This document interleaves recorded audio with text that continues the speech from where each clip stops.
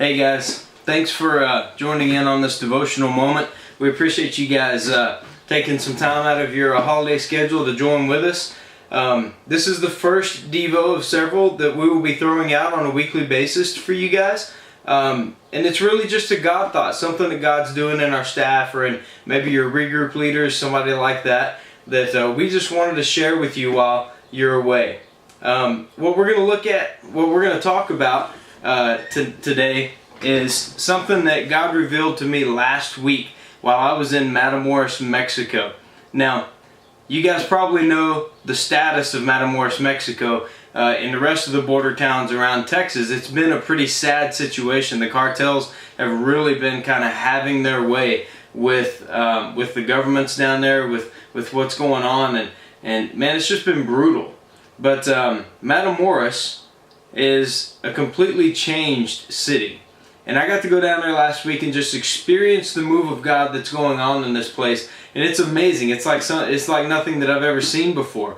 God has put into place a 32-year-old lady who is actually the granddaughter of an Assemblies of God pastor from Matamoros, where she and her sister used to run around with their grandmother, and she would drag them to church every Sunday, and they would in turn bring all their friends, and man, just very, very godly family, and a family that honestly I truly believe God has anointed to be the mayor of Matamoros. And so she's the new mayor. She's come in and she's began instituting justice. She's began instituting things that really should have been around the whole time, but just weren't. And so I just got to I got to spend some time down there last week, and while I was down there, God just began to kind of reveal a couple of things to me. One major thing that I just wanted to kind of share with you guys. Here's what I'm going to do. I'm going to open up with some scripture and kind of show you what God was revealing to me. This is in 1 John chapter 1. This is verse 5. This is the message that we have heard from Him, being Jesus, and proclaimed to you, that God is light, and in Him is no darkness at all.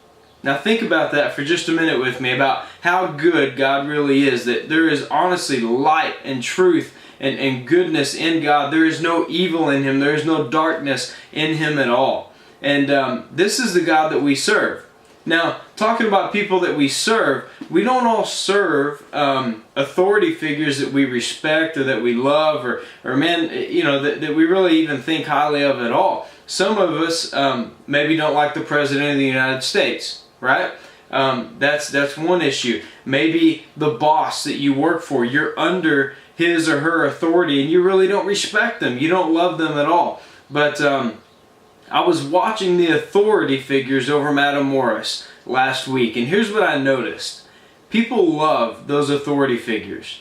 They have come in and brought justice and peace and love into that government. They've come in with an open government system where if any corruption needs to be dealt with, you can bring it before their attention and they'll take care of it. They have taken $2 million that used to be paid to the cartel who used to run that city, and they've quit paying them that money, and they've turned that money into an opportunity to feed the kids of that city. Now, that's pretty amazing. For a city of over 1 million people, what they figured out was that 90% of the kids that were going to their public schools didn't eat that day.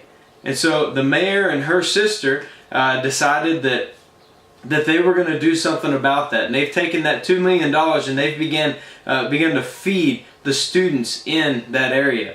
That's pretty amazing. And the cool thing about it is that the city absolutely loves them for it. The city loves this mayor and her sister who's doing all these wonderful things. And as I was sitting at dinner with this family one night last week, I just began to think of how much that city really respects and loves those that are in authority over them.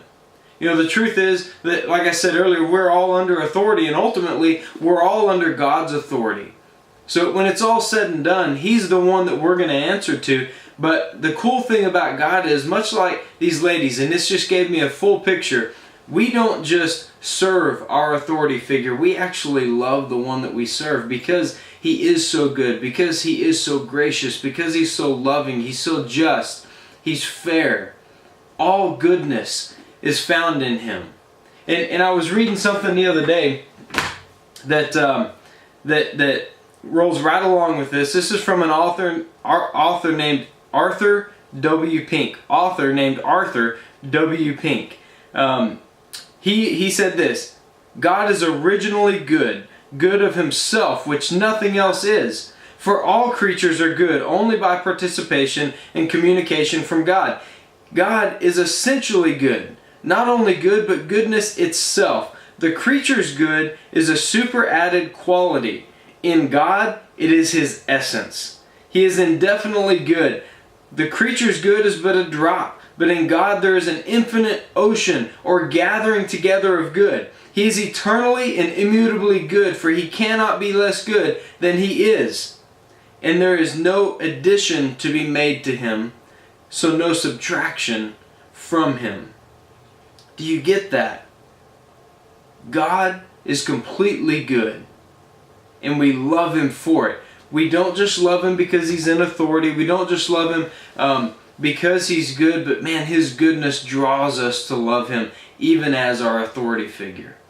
So guys, think on that today. Think about the goodness of God. Think about how ultimately we really are all accountable to him. He is our ultimate authority, but man, we have an authority figure, a God who is over us that we can love because of his goodness.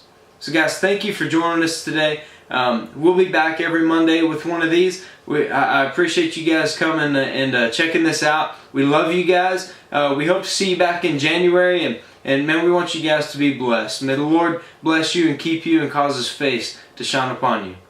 Love you guys.